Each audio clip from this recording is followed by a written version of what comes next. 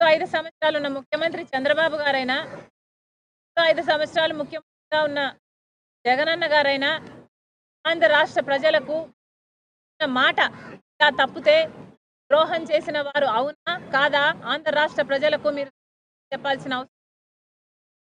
ఈరోజు BJP party Andhra రాష్ట్రాన్ని మరీ హీనంగా, కనీసం ఆంధ్ర రాష్ట్ర ప్రజలని మనుషులుగా కాదు పురుగులుగా చూస్తున్న అందరూ, అంటే మొత్తం అంతమంది ఎంపీలు, 25 ఎంపీలు ఉన్నారు ఆంధ్ర రాష్ట్రానికి. మొత్తం 25 ఎంపీలు మొత్తం అందరూ గులాంగిరి చేస్తున్నారు, బీజేపీకే బానిసలయ్యారు. ఎందుకు అని అడుగుతున్నాం. కొన్ని బీజేపీ పార్టీ మనకు ఏదైనా మేలు చేస్తుంటే బీజేపీ పార్టీకి గులాంగిరి చేసిన ఆంధ్ర రాష్ట్ర ప్రజలు ఏమీ అనుకునేవారు కాదు. కానీ మనకు పోలవరం అవసరం లేదా? మరి మనం పోలవరం ఇవ్వకపోయినా బానిసలుగా అయ్యారో మీరు ఆంధ్ర రాష్ట్ర ప్రజలకు సమాధానం చెప్పాలి. మనకు ఒక రాజధాని ఇవ్వకపోయినా మీరు ఎందుకు బీజేపీకి గులాంగిరి చేస్తున్నారో ఆంధ్ర రాష్ట్ర ప్రజలకు సమాధానం చెప్పాలి. ప్రత్యేక హోదా అన్నది మనకు లాంటిది అని ఈ నాయకులే చెప్పారు. ప్రత్యేక హోదా కోసం పెద్ద పెద్ద ఉద్యమాలు చేశారు, పెద్ద పెద్ద దీక్షలు చేశారు, పెద్ద పెద్ద మీటింగ్లు చెప్పారు, దంచి చెప్పారు ఒక్కొక్కరు. మరి ఇప్పుడు ఏమైంది అని అడుగుతున్నాం. ప్రత్యేక హోదా ఎంత ముఖ్యమో ఈ నాయకులకి తెలియదు అని కాదు, నాయకులకు మొత్తం తెలుసు. ప్రత్యేక హోదా ఉంటే ఉత్తరాఖండ్లో 2000 పరిశ్రమలు వచ్చాయి, హిమాచల్ ప్రదేశ్లో 10,000 పరిశ్రమలు వచ్చాయి.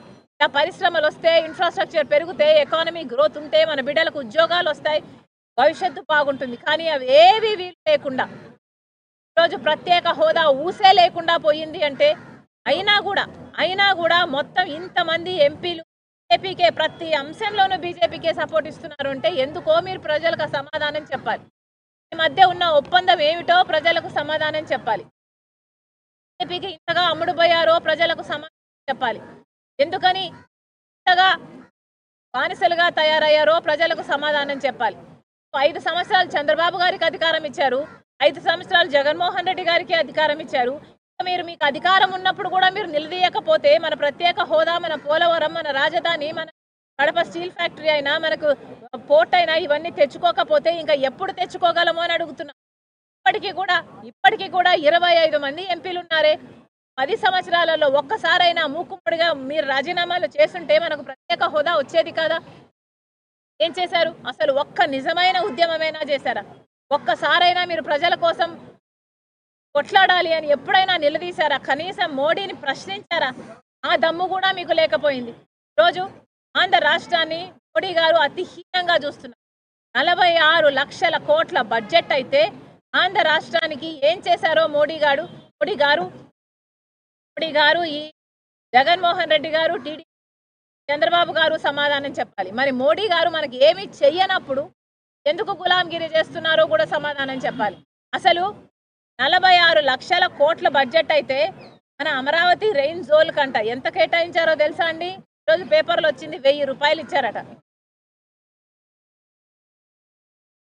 1000 రూపాయలు కేటాయించారంట.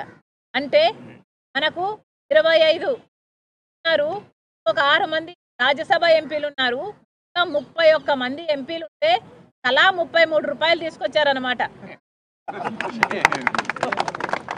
ఇంతకంటే సిగ్గుమాలిన పని ఇంకేమైనా ఉందా? 33 ఎంపీలు జన్మ సార్థకమయ్యేది కదా మీరు ప్రత్యేక హోదా కోసం కొట్లాడుంటే. కనీసం ఒక్కసారైనా ప్రశ్నించారా? ఒక్కసారైనా మీరు కొట్లాడారా? ఒక్కసారైనా మీరు గొంతు విప్పారా? ప్రత్యేక హోదా ఎంత అవసరమో మీకు తెలిసి కూడా ప్రజల చేత మీరు ఓట్లు వేయించుకున్నారు అన్న ఇంగితం కూడా లేకుండా, కనీసం కృతజ్ఞతైనా లేకుండా స్వలాభం కోసము ప్రజలను తాకట్టు పెట్టారంటే ఇంకా మీరు నాయకులు అని ఎలా అనుకోవాలి? మళ్ళీ చెప్తున్నా, ప్రత్యేక హోదా ఆంధ్ర రాష్ట్రానికి చాలా అవసరం.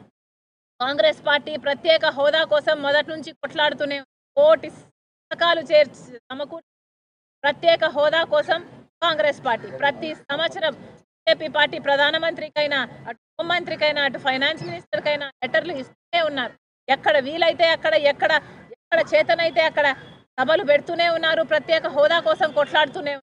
అని ఆంధ్ర రాష్ట్రంలో కాంగ్రెస్ పార్టీకి బలం లేకపోవడం వల్ల ఈరోజు కాంగ్రెస్ పార్టీ ఒక ధర్నా చేసి చెప్పాల్సి వస్తుంది తప్ప సభల్లో చెప్పే ధైర్యం, సభల్లో చెప్పే అధికారం మాకు లేకపోయింది. కానీ ఈ రోజుటి వరకు కూడా స్టేట్ అసెంబ్లీకి అయినా కూడా, ఇక్కడ సెంట్రల్లో లోక్సభ అయినా కూడా స్టేట్ రిప్రజెంటేటివ్స్ అయ్యుండి, ఎమ్మెల్యేలు అయ్యుండి, ఎంపీలు అయ్యుండి ఎందుకు గొంతు విప్పడంలో ఆంధ్ర రాష్ట్ర ప్రజలకు సమాధానం చెప్పాలి.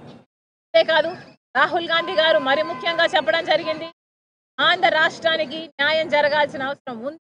రాహుల్ గాంధీ గారు ప్రధానమంత్రి అయిన వెంటనే మొట్టమొదటి సంతకం ఆంధ్ర రాష్ట్రానికి ప్రత్యేక హోదా మీద పెడతానని మాటిచ్చారు. ఈరోజు ప్రత్యేక హోదా పట్ల ఎవరికైనా చిత్తశుద్ధి ఉంది అంటే అది ఒక కాంగ్రెస్ పార్టీకి మాత్రమే ఉంది అన్నది నిజం. మేము ప్రత్యేక హోదా కోసం కొట్లాడుతూనే ఉంటాము. ఈ ధర్నాతో ఆగేది కాదు. ఇది ప్రత్యేక హోదాయే కాదు, యాక్టులో సంబంధించిన అన్ని అంశాలు, పోలవరం అయితేనేమి, కడప స్టీల్ ఫ్యాక్టరీ అయితేనేమి, పోర్ట్ అయితేనేమి, రాజధాని అయితేనేమి, ఇలాంటి ప్రతి ఒక్కటి మేము సాధించు వరకు కాంగ్రెస్ పార్టీ విశ్రమించదు. మేము కొట్లాడుతూనే ఉంటాం, ఎంతవరకైనా వెళ్తాం.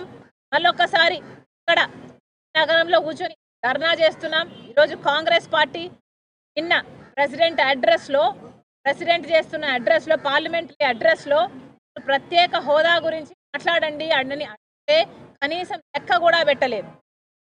అంటే ప్రెసిడెంట్ అడ్రస్లో ఆంధ్ర రాష్ట్రం గురించి అసలు లెక్కే పెట్టలేదు, అసలు చేయలేదు. అంటే మీకు ఎంత ప్రేమ ఉందో అర్థమవుతుంది ఆంధ్ర రాష్ట్ర ప్రజలంటే. బీజేపీకి కానీ, బీజేపీకి సపోర్ట్ చేస్తున్న వైసీపీ, తెలుగుదేశం పార్టీకి కానీ. ఈరోజు మళ్ళీ Congress party adjournment motion move చేస్తుంది. సోమవారం అది వస్తే బాగుంటుంది. దాంట్లో స్పెషల్ స్టేటస్ గురించి డిస్కషన్ కోసం అడ్జర్న్మెంట్ మూవ్ చేసింది ఈరోజు కాంగ్రెస్ పార్టీ. దానికి కూడా అన్ని పార్టీలు మద్దతు ఇవ్వాలి. వైసీపీ, తెలుగుదేశం పార్టీ అయితే మూకుమ్మడిగా రాజీనామాలు చేయండి. ఇంతమంది ఎంపీలు ఉన్నారు ఇక్కడ, అంతమంది ఎమ్మెల్యేల మీ బలం ఉంది అక్కడ. మరి మీరు ఇంత ఉండి మీరు ప్రజలకు ఏం చేయకపోతే మీరు అసలు నాయకులు కాదు, మీకు అసలు ప్రజల పట్ల చిత్తశుద్ధి లేదనే అనుకో.